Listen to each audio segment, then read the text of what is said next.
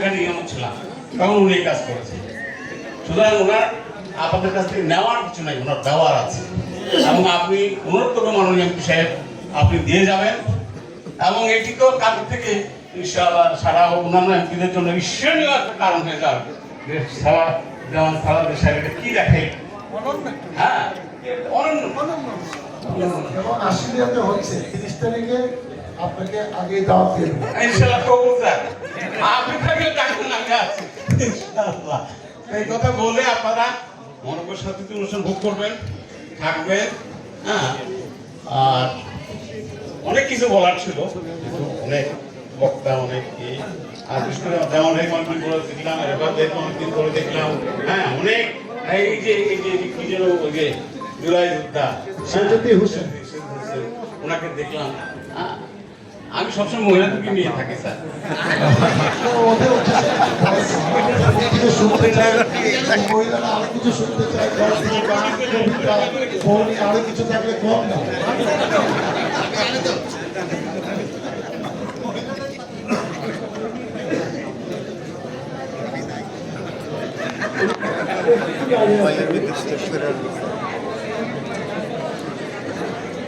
রসালো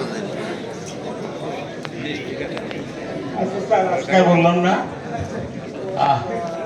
আরেকদিন বলবো। আপনারা ভালো থাকবেন, সুস্থ থাকবেন। আর একটা কথা বলেছেন, যারা এখনো দলে যোগদান করেন নাই, যার যেখানে যেই পজিশনে ঢোকার সুযোগ আছে, শুনেন, কেউ আপনাকে ডাকবেন, আপনাকেই আপনার আসন জোগাড় করে নিতে হবে, কষ্ট করে অর্জন করে নিতে হবে। সুতরাং আমি অনুরোধ করবো আপনারা শীঘ্রই দলে যার যেখানে মানায় সে সেখানে থাকবে।